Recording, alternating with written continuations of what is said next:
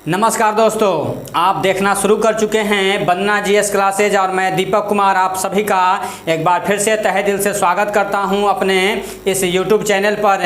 और जैसा कि आप जान रहे हैं, हम लोग स्टेट की एग्ज़ाम की तैयारी कर रहे हैं जो अगले महीने वह 9 सितंबर से होने वाला है। 9 से 21 सितंबर के बीच जो बिहार सरकार ने डेट दिया है उसकी तैयारी ज़ोर शोर से चल रही है। पूरे बिहारवासी जो भी इससे जुड़े हुए हैं वह बहुत ही ज़बरदस्त ढंग से तैयारी कर रहे हैं। तो आपको बन्ना जीएस क्लासेज के यूट्यूब प्लेटफॉर्म पर भी उस चीज़ की तैयारी करवाई जा रही है। और यह है, आप जानते हैं, इससे संबंधित आज हम लोग बाल विकास और शिक्षा शास्त्र पेडागोजी से संबंधित आपको सेट प्रैक्टिस करवाऊंगा, एमसीक्यू करवाऊंगा। इसका पहला पार्ट आ चुका है। इसका पहला पार्ट 1 से 50 क्वेश्चन का आ चुका है। आज 50 से मैं आगे बढ़ूंगा। तो जो लोग नए जुड़े हैं वह है इसका पहला पार्ट जरूर देख ले। इसका पहला पार्ट देख लेने से आपको समझ विकसित होगा कि यह बाल विकास क्या है। उसमें सारी चीज़ों को ऑब्जेक्टिव के माध्यम से ही हमने समझाया है।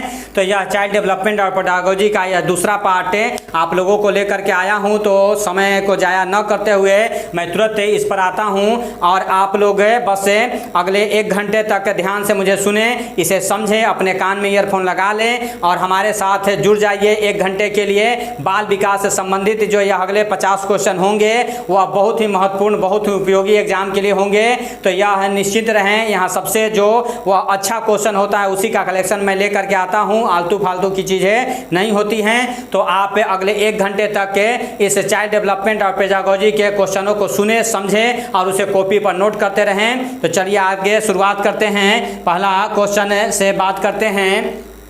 तो पहला क्वेश्चन जो है वह है एडवर्ड डॉसन महोदय का एक स्टेटमेंट है। वह पूछा गया है कि शिक्षा उपयोग नहीं अपितु पूंजी है। यह कथन किसका है? शिक्षा उपयोग नहीं बल्कि यह एक पूंजी है। यह कथन किसका है? तो यह एडवर्ड डॉसन महोदय का है।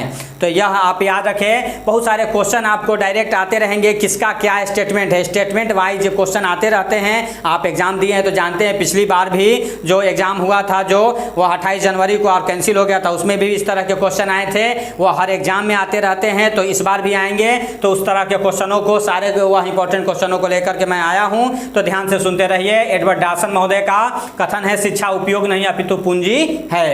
अगली बात करते हैं। तो हर्बर्ट साइमन का महत्वपूर्ण योगदान क्या है? तो उनका महत्वपूर्ण योगदान शिक्षा प्रबंधन के क्षेत्र में, एजुकेशन मैनेजमेंट के क्षेत्र में रहा है। तो एजुकेशन मैनेजमेंट के क्षेत्र में किस वह विद्वान ने काम किया है? तो उनका नाम हर्बर्ट साइमन है। हर्बर्ट साइमन याद रखिएगा।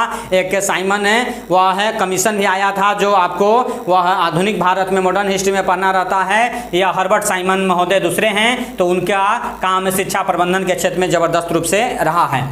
अगले क्वेश्चन की बात करें तो एक क्वेश्चन है कि केंद्रीय शिक्षा परामर्शदाता बोर्ड द्वारा निर्धारित मानदंड के अनुसार एक कक्षा में बैठना चाहिए, कितना अधिकतम छात्र बैठना चाहिए? तो अधिकतम 30 छात्र। एकदम वीवीआई क्वेश्चन है, कई बार एग्जामों में पूछा गया है। तो यह है केंद्रीय शिक्षा परामर्शदाता बोर्ड के द्वारा निर्धारित किया गया है कि एक कक्षा में अधिकतम 30 छात्र बैठ सकते हैं। 30 छात्रों का यह क्लास होना चाहिए। अगले क्वेश्चन की बात करते हैं। तो फिर यह कथन कारक है, यह है प्रधान अध्यापक किसी जहाज के कप्तान की भांति स्कूल में अपना मुख्य स्थान रखता है। यह है क्वेश्चन है, स्टेटमेंट है कि प्रधान अध्यापक जो होते हैं वह जहाज के कप्तान की भांति स्कूल में अपना मुख्य स्थान रखते हैं। यह कथन किसका है? तो यह WM रायबन का है। यह WM रायबन साहब का यह कथन है कि प्रधान अध्यापक जो होता है वह जहाज के कप्तान की भांति अपना स्कूल में एक मुख्य भूमिका निभाता है, एक मुख्य भूमिका के रूप में काम करता है। तो यह वीवीआई क्वेश्चनों का सेट चल रहा है। जो वह लेट जुड़े हैं वह है ध्यान से सुनते रहें और कॉपी पर नोट भी करते रहें। अगले क्वेश्चन की बात करें तो कक्षा में होने वाली त्रुटियों को ढूंढना, वह इसका क्या उद्देश्य होता है? तो इसका उद्देश्य होता है सुधारात्मक पर्यवेक्षण का। यह है बच्चों की गलतियों को अगर वह शिक्षक देख रहा है, उसे ढूंढ रहा है, पहचान रहा है और उसे सुधारने का प्रयास कर रहा है। तो यह क्या है? यह सुधारात्मक पर्यवेक्षण की दिशा में किया गया काम है। यह है पर्यवेक्षण भी है, यह बच्चों का पर्यवेक्षण भी किया जा रहा है, ऑब्जर्व भी किया जा रहा है और साथ ही साथ उसमें सुधार भी करवाया जा रहा है, डेवलपमेंट भी करवाई जा रही है। तो कक्षा में होने वाली त्रुटियों को ढूंढना का उद्देश्य क्या है? तो सुधारात्मक पर्यवेक्षण है। अगला क्वेश्चन, शिक्षा के अंतर्गत पर्यवेक्षक का क्षेत्र। शिक्षा के अंतर्गत पर्यवेक्षक का क्या क्षेत्र होता है? तो यह सबसे बड़ा क्षेत्र होता है। आप जानते हैं जो पर्यवेक्षक होता है वही सारी चीज़ों को, त्रुटियों को ढूंढता है, देखता है और फिर उस पर सुधार की बातें करता है। तो शिक्षा के अंतर्गत पर्यवेक्षण का एक बहुत बड़ा योगदान होता है, बहुत बड़ा विस्तृत रूप होता है। पर्यवेक्षक क्या है, पर्यवेक्षक किसे कहेंगे? तो यह पर्यवेक्षक जो होता है, पर्यवेक्षक जो एक प्रक्रिया है, एक नियोजित क्रिया है। यह कैसी क्रिया है? एक नियोजित, एक प्लान बेस्ड प्रक्रिया है। मतलब प्लान के साथ यह होता है, बच्चों के ऑब्जर्व किया जाता है और उसके सुधार की बातें की जाती हैं। तो पर्यवेक्षक क्या है? एक नियोजित प्रक्रिया है।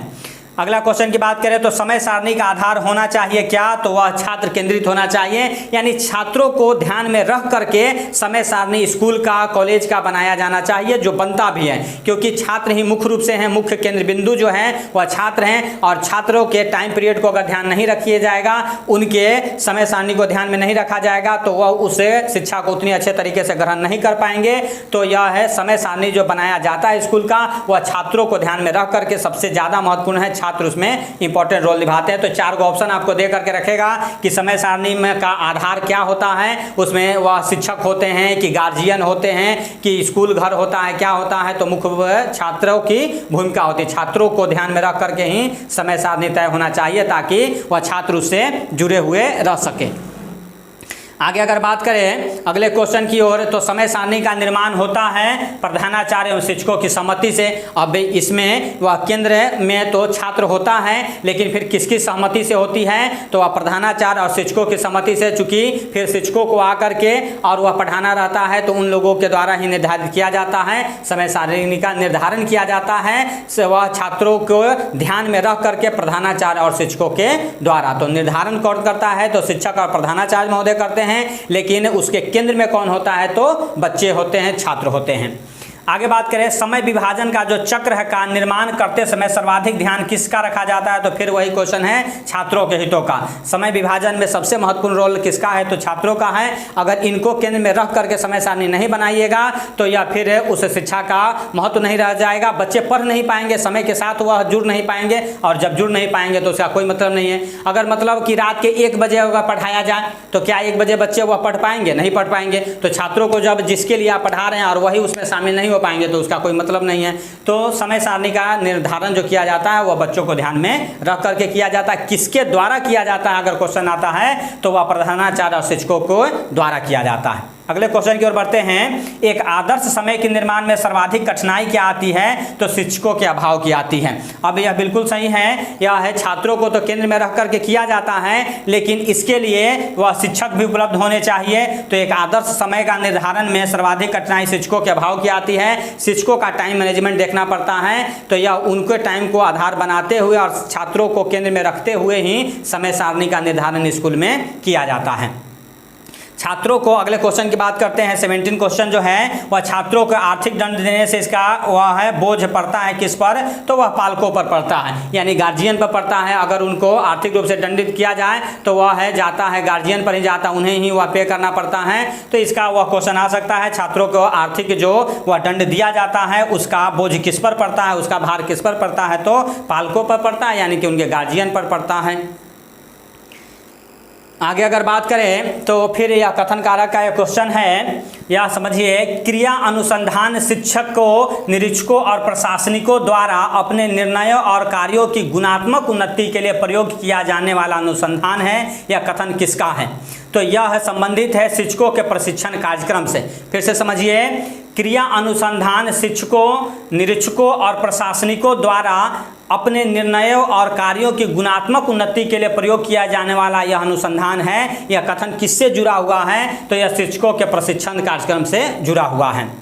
आगे बात करें, अवलोकन शिक्षक प्रविधि उपयुक्त होती है विज्ञान के शिक्षण के लिए। विज्ञान के शिक्षण के लिए यह सबसे अच्छी विधि है अवलोकन शिक्षक के प्रविधि। अवलोकन किया जाता है, वह है उन्हें प्रयोग करने के लिए दिया जाता है, उन्हें कार्य करने के लिए दिया जाता है, और साथ ही वह शिक्षक ऑब्जर्व करते रहता है, देखते रहता है कि वह किस तरह से कर रहा है। केमिकल कंपोजिशन भी लाने के लिए दिया जाता है, कोई भी वह प्रयोग जो होता है खासकर विज्ञान वाले में, तो वह शिक्षक पर्यवेक्षण करते रहता है। तो यह विज्ञान के शिक्षण के लिए पर्यवेक्षण जरूरी है, वह अवलोकन वह जरूरी है शिक्षक के द्वारा, ताकि वह कोई गलती कर रहा हो तो तुरंत उसे बताया जा सके। क्योंकि विज्ञान में कुछ प्रयोग होते हैं जो खतरनाक भी हो सकते हैं लैब में, तो उस दौरान यह अवलोकन शिक्षक प्रविधि सबसे उपयुक्त मानी जाती है। आगे बात करें, समस्या समाधान प्रविधि महत्वपूर्ण होती है तो वह छात्र केंद्रित अधिगम में। समस्या समाधान प्रविधि महत्वपूर्ण होती है छात्र केंद्रित अधिगम में। छात्रों को जो पढ़ाने के लिए वह किया जाता है, अधिगम मतलब जानते हैं लर्निंग होता है, तो वह छात्र केंद्रित अधिगम में समस्या समाधान प्रविधि महत्वपूर्ण होती है। यानी बच्चों को जो समस्या होती है पढ़ाई के दौरान, अधिगम के दौरान, पढ़ने के दौरान, लर्निंग के दौरान जो बच्चों को समस्या होती है उसी का समाधान करना महत्वपूर्ण बिंदु होता है। वही चीज़ करते हैं शिक्षक, वही काम करते हैं। बच्चों की जो समस्या आ रही है लर्निंग के दौरान, पढ़ने के दौरान, अधिगम के दौरान, हम लोग उस समस्या को खत्म करते हैं, शिक्षक उस समस्या को खत्म करते हैं। आगे अगर बात की जाए, निगमन विधि उपयोगी मानी जाती है उच्चतर माध्यमिक कक्षाओं हेतु। निगमन विधि किसके लिए मानी जाती है? आगमन और निगमन आप पढ़े हैं होती है, तो यह है निगमन विधि किससे यह संबंधित है? तो निगमन विधि उपयोगी मानी जाती है उच्चतर यह है माध्यमिक कक्षाओं के लिए, यह निगमन विधि सबसे अच्छा माना जाता है। आगे है, गिलफोर्ड के अनुसार सृजनात्मक कितने गुणात्मक तत्वों का योग है? तो 5। यह गिलफोर्ड महोदय का द्वारा यह है उनके अनुसार उनके कथन अनुसार सृजनात्मक कितने गुणात्मक तत्वों का योग है? तो यह है 5 यह गुणात्मक तत्वों का योग होता है। आगे अगर बात करें तो सीखने के प्रति रुचि का मुख्य आधार क्या है? तो जिज्ञासा। जिसमें जिज्ञासा ज़्यादा होगी, जिज्ञासा जिस बच्चे में ज़्यादा होती है वह उतना ही ज़्यादा वह सीखेगा। सीखने की रुचि विकसित करने के लिए उसमें जिज्ञासा की भावना बढ़नी होगी, उसको जानने का ललक पैदा करना होगा। शिक्षक यही करते हैं, स्कूल में जानने के लिए उसमें ललक पैदा करना किया जाएगा। और जिस बच्चे में यह भावना आ जाएगी, सीखने की भावना आ जाएगी, ललक जाग जाएगा, जिज्ञासा जाग जाएगी, वह सीखने के प्रति उतनी ही अधिक रुचि दिखाएगा। यह अगर बच्चा सीखने के प्रति रुचि नहीं दिखा रहा है, पढ़ने के प्रति रुचि नहीं दिखा रहा है, तो इसका मतलब है कि उस क्षेत्र में उसकी जिज्ञासा कम है। जिस क्षेत्र में उसकी जिज्ञासा होती है, बच्चे अपने आप उसको सीखते रहते हैं, अलग अलग जगहों से वह है इकट्ठा करके सोर्स और उसको सीख लेते हैं। तो यह है, आप वंदना की क्लासेज पर लगातार यह क्वेश्चन आंसर MCQ को देख रहे हैं। जो नए लोग जुड़े हैं वह है सब्सक्राइब करना ना भूलें, बेल बटन दबाना ना भूलें, जरूर सब्सक्राइब कर दें। यहाँ हम लोग स्टेट के एग्जाम की तैयारी बड़े जोर शोर से कर रहे हैं, बहुत ही धाकर अंदाज में कर रहे हैं, तो आप लोग जुड़े हुए रहें। और वंदना क्लासेज पर सामाजिक विज्ञान के अलग अलग बहुत सारे चैप्टर अपलोड हो चुके हैं, तो प्लेलिस्ट में आप जाइए और स्टेट से संबंधित जो आपका सब्जेक्ट रहता है वह कीजिए। इस बार जो वह 4 सब्जेक्ट होगा, ज्योग्राफी, हिस्ट्री, पॉलिटिकल साइंस और इकोनॉमिक्स, उसमें से यह 2 सब्जेक्ट आपको चूज करना होगा, या हो सकता है चारों सब्जेक्ट से पूछ लिया जाए। पिछली बार वह ऐसा नहीं किया था, तो उसको ध्यान में रखते हुए पढ़िए। और यह 50 क्वेश्चन तो आना ही है। यह 50 क्वेश्चन का जो सेट होगा बाल विकास और रीजनिंग से संबंधित, कुछ मैथ से संबंधित, तो उसको भी हम लोग कर रहे हैं। तो उसमें बाल विकास सबसे बड़ी भूमिका निभाएगा 50 नंबर में। इसको पूरी तरीके से तैयार होकर के जाएं कि 50 में कम से कम 40 आप लाने के लिए तैयार रहें। तो उसी चीज़ को आगे बढ़ाते हैं। अगला क्वेश्चन है, वैधता, विश्वसनीयता एवं एकरूपता की दृष्टि से मूल्यांकन का आदर्श स्वरूप क्या है? तो इसका सबसे आदर्श स्वरूप है वस्तुनिष्ठ ऑब्जेक्टिव क्वेश्चन। यह ऑब्जेक्टिव क्वेश्चन के द्वारा, यह ऑब्जेक्टिव क्वेश्चन जो है वैधता होता है, शुद्ध भी होता है, विश्वसनीय भी होता है, और एकरूपता की दृष्टि से भी यह सबसे आदर्श स्वरूप प्रस्तुत करता है। यही कारण है कि आज जितने कंपटीशन हो रहे हैं उस कंपटीशन में यह है वस्तुनिष्ठ प्रश्न के द्वारा ही वह बच्चों को आंका जा रहा है कि थ्योरेटिकल वह क्लास में पढ़ रहे हैं, स्कूलों में पढ़े हैं, और अब उसमें से ऑब्जेक्टिव का क्वेश्चन निकाल करके उनके क्षमता को आंका जाता है। तो यह वैधता, विश्वसनीयता और एकरूपता की दृष्टि से मूल्यांकन का सबसे आदर्श रूप किसमें है? तो वह है वस्तुनिष्ठ क्वेश्चन में होता है। VBI याद रखना है आपको।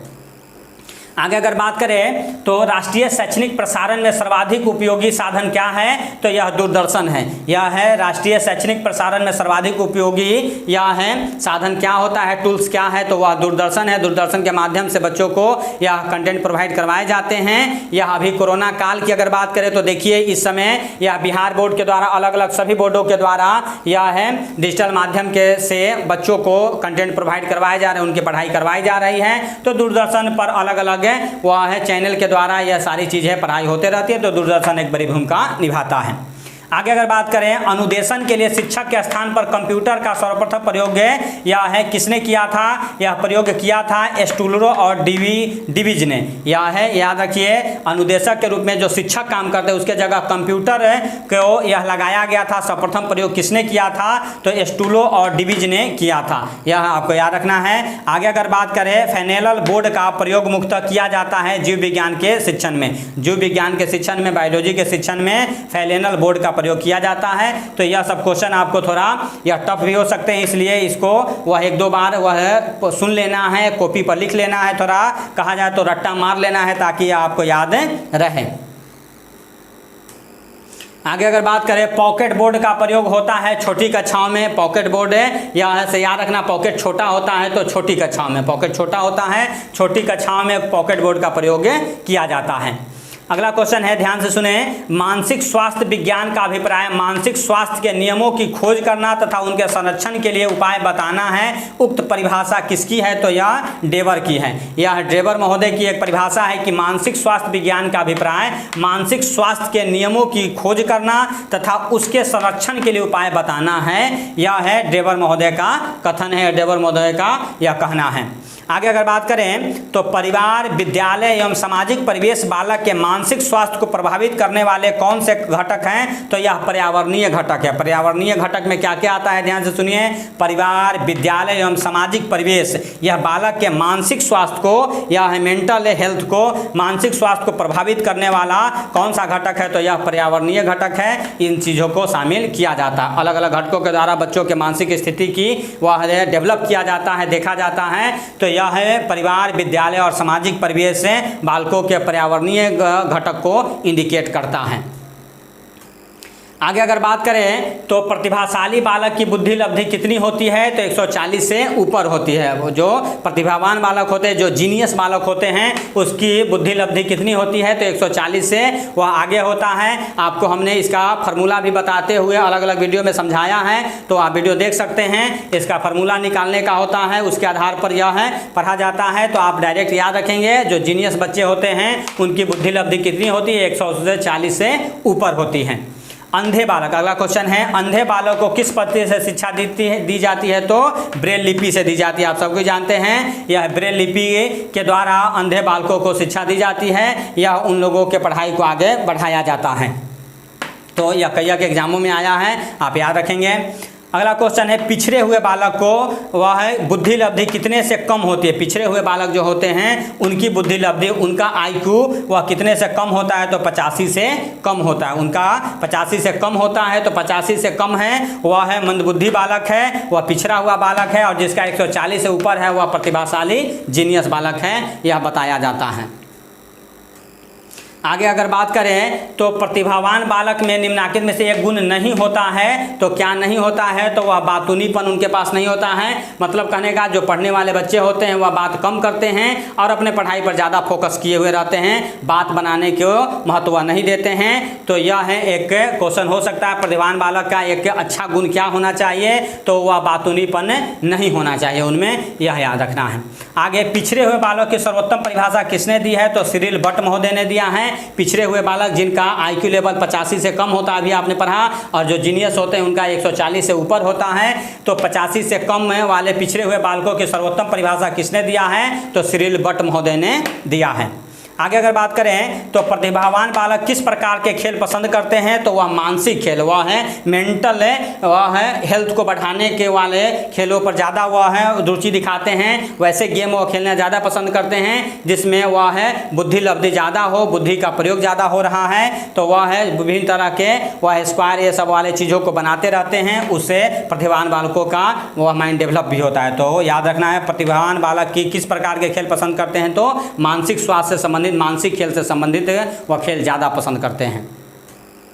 आगे अगर बात करें तो विकलांग बालकों में किस प्रकार की भावना घर कर जाती है? तो वह आत्मदैन की भावना घर कर जाती है। थोड़े बहुत वह हेजिटेशन को महसूस करते हैं। तो यह याद रखना, आत्मदैन की वह भावना उनमें घुस जाती है, वह प्रवेश कर जाती है। गृह कार्य समय पर पूरा न करने वाला बालक कैसा होता है? तो वह पिछड़ा हुआ स्वाभाविक है। जो गृह कार्य होमवर्क नहीं करेगा, धीरे धीरे वह पढ़ाई में, अपने स्टडी में अधिगम में जो कहते हैं वह पिछड़ जाएगा। तो यह है अधिगम में वह पिछड़ना स्वाभाविक है। जो गृह कार्य पूरा नहीं करेगा, जो टास्क दिया जाता है स्कूल में, कॉलेज स्तर पर जो वह स्कूल में दिए जाते हैं, अगर वह पूरा नहीं कर रहा है तो वह धीरे धीरे पढ़ाई में, अपने अधिगम में पीछे हो जाता है। आगे अगर बात करें बालक के अपराधी होने का सर्वाधिक प्रमुख कारण क्या है, तो अनुशासनहीनता है। यह है जो इनडिसिप्लिन बालक होते हैं वह है धीरे धीरे अपराधी प्रवृत्ति के भी हो जाते हैं, क्योंकि वह अनुशासनहीन है और अगर कुछ वह स्कूल में बदमाशी करते हैं तो थोड़ा पनिशमेंट दिया जाता है और यह अलग अलग जगहों पर जो मिलते रहता है धीरे धीरे उनमें अपराधीपन की भावना घर कर जाती है। इसलिए बच्चों को अनुशासन बनाए रखना, अनुशासन देना यह गार्जियन का सबसे बड़ा काम होता है। और जो अनुशासन बालक होता, अनुशासित बालक होता है वह है उसके और भी अन्य कामों में जाने की संभावना कम होती है, वह अधिगम को अच्छे तरीके से करता है। आगे बात करें समस्यात्मक बालक का व्यवहार कैसा होता है, तो उनका असाधारण होता है। जो वह है प्रॉब्लम बेस्ड बच्चे होते हैं उनका व्यवहार कैसा होता है, तो असाधारण होता है, सामान्य बच्चों से अलग होता है, तभी तो वह प्रॉब्लम क्रिएट कर रहे हैं, सामान्य बच्चों से अलग होता है, इसी कारण वह है समस्यात्मक बालक कहे जाते हैं, जो समस्या वह है पैदा करते रहते हैं। आगे अगर बात की जाए अंधों को शिक्षा दी जाती है या फिंगर स्पेलिंग विधि के द्वारा, अंधों को जो ब्रेल लिपि बताया उसके अंतर्गत या फिंगर स्पेलिंग विधि के द्वारा उन्हें शिक्षा दी जाती है, फिंगर स्पेलिंग के सहारे वो बताया जाता है और उन्हें सिखाया जाता है। यदि अगला क्वेश्चन बात की जाए, यदि ध्यान से देखा जाए तो सभी बच्चे होते हैं कैसे, तो समस्यात्मक बच्चे हैं तो थोड़े बहुत वह बदमाशी करते हैं, धीरे धीरे उन्हें अनुशासन प्रिय बनाया जाता है, उन्हें नैतिक शिक्षा दी जाती है, उन्हें अपने कामों को समय से करने की बातें बताई जाती है और वह धीरे धीरे अच्छे बनते चले जाते हैं। तो वैसे स्वाभाविक रूप से जनरल रूप से जो बच्चे होते हैं वह समस्यात्मक होते हैं, जिनमें सुधार की प्रक्रिया सतत जारी रखी जाती है स्कूल स्तर पर, परिवार में, हर जगह। आगे बात करें किसी शाला के लिए उपयुक्त भवन की आवश्यकता का प्रमुख कारण है, यह मतलब किसी विश्वविद्यालय के लिए, किसी विद्यालय के लिए, शाला मतलब विद्यालय स्कूल के लिए उपयुक्त भवन की आवश्यकता का प्रमुख कारण क्या है, तो शिक्षा के लिए उपयुक्त वातावरण तैयार करना। मतलब घर में अगर रह करके उसे पढ़ाया जाए तो वह उतना नहीं पढ़ सकता है, लेकिन वह है दूर स्कूलों में भेजा जाता है और तब वो अच्छे तरीके से उसका पढ़ाई होता है। जैसे पहले और ज़्यादा दूर भेज दिया जाता था, गुरुकुल का कॉन्सेप्ट था। अगर हम लोग प्राचीन काल में राम जी या कृष्ण भगवान की बात करें तो परिवार से दूर भेजने पर ही बच्चे वह सही ढंग से पढ़ते हैं। तो बच्चों के पढ़ाई के लिए वह है एक अच्छा वातावरण पैदा करना जरूरी है, उसके लिए वह स्कूल का अपना बिल्डिंग होना जरूरी है, स्कूल होना जरूरी है। उसी बात को बता रहा है कि किसी शाला के लिए उपयुक्त भवन की आवश्यकता का प्रमुख कारण क्या है, तो शिक्षा के लिए उपयुक्त वातावरण तैयार करना। आगे बात करें एक सफल प्रधानाध्यापक के लिए सर्वाधिक आवश्यक क्या होता है, तो प्रेरक शक्ति। या प्रधानाध्यापक होते हैं जो शिक्षक महोदय होते हैं, जो भी वह है लोगों को, बच्चों को प्रेरित करते हैं और प्रेरणा पा करके ही बच्चे अधिगम के लिए तैयार होते हैं। तो उनके लिए, शिक्षकों के लिए, प्रधानाध्यापकों के लिए सर्वाधिक आवश्यक चीज़ क्या होना चाहिए, वह प्रेरणा देने वाले, मोटिवेट करने वाले होने चाहिए, मोटिवेटर होने चाहिए, ताकि बच्चे अपने अधिगम को सुचारू रूप से आगे बढ़ा सकें।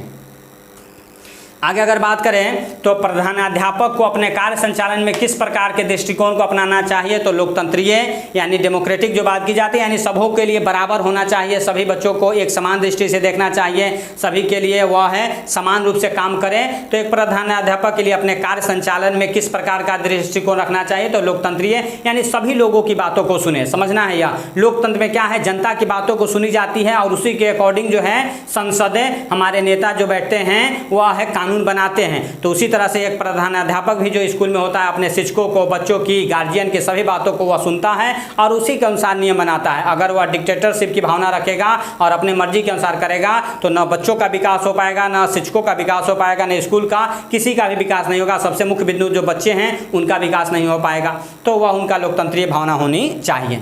आगे है प्रधानाध्यापक स्वभाव से कैसे होने चाहिए, तो उनका आदर्श चरित्र वाला वर्ग का नेता होता है। आदर्श चरित्र वाला वर्ग का नेता होने वाला यह है उनका चरित्र होना चाहिए, यानी एक आदर्श चरित्र जो आप बच्चे को बता रहे हैं, पहले आपको खुद उसमें डेवलप होना पड़ेगा, वह खुद आपको आपके वह है जो चरित्र में झलकना चाहिए, तभी बच्चे वह है आपके अनुसार बताए रास्ते पर चलेंगे। तो एक शिक्षक के बनने पर यह सबसे बड़ा कर्तव्य होता है कि बच्चों के सामने एक आप आइडियल के रूप में रहें, एक आइडियल वह पर्सन के रूप में रहें, तभी आपके बच्चे आपकी बातों को सुनेंगे और आपके अनुसार काम करेंगे, अधिगम के प्रेरित होंगे। लास्ट क्वेश्चन की अगर बात करें तो प्रधानाध्यापक किस वर्ग का नेता होता है, तो छात्र और शिक्षक। किस वर्ग का नेता होता है, तो वह छात्र और शिक्षक के दोनों रूप में होता है, वह दोनों रूप का नेता होता है। तो आज हम लोग यह है दूसरे पार्ट में यह है 50 क्वेश्चन किए हैं। इससे पहले 50 क्वेश्चन हम लोग पहले पार्ट में किए थे। तो टोटल यह है बाल विकास और पेडागोजी पर हम लोग 100 क्वेश्चन का एक सेट लेकर के आपके पास मैं आ चुका हूँ। आप इसे यह एक बार फिर से वह रिविजन कर ले, एक बार फिर से इसे देख ले, याद कर ले, कॉपी पर लिख ले लें, क्योंकि सारे वह एग्जाम के लिए इंपॉर्टेंट क्वेश्चन आपके सामने हैं। तो इसका तीसरा पार्ट जो है मैं बहुत जल्द लेकर के आपके पास आ जाऊंगा। तो आप लोग लगातार यह पढ़ते रहें। यह सामाजिक विज्ञान से संबंधित सारे क्वेश्चन अपडेट हो रहे हैं और वह MCQ भी मैं लेकर के आ रहा हूँ, चैप्टर भी मैं पढ़ा रहा हूँ। तो उसको आप प्लेलिस्ट में जाइए और उसे देख लीजिए, ज़रूर वह देख लीजिए ताकि आपके लिए वह है अच्छा हो, बेनिफिशियल हो जाए। तो आज के लिए इतना ही, आज के लिए यह है आप बन्ना GS क्लासेज पर इस सारी चीज़ों को देख रहे हैं। तो बन्ना GS क्लासेज को छोड़ने से पहले सब्सक्राइब करना ना भूलें और लाइक करना ना भूलें और अपने अमूल कमेंट भी करें। आप बताएं कि और क्या चाहिए, कौन सा चैप्टर चाहिए, किस चीज़ की वह बातें चाहिए, क्या आपको इंपॉर्टेंट लग रहा है, वह सलाह दीजिए। हम कमेंट को देखते हैं और उसके अनुसार वह चीज़ों को आपको प्रोवाइड करवाया जाएगा। तो आज के लिए बहुत बहुत धन्यवाद। Thank you. जय हिंद।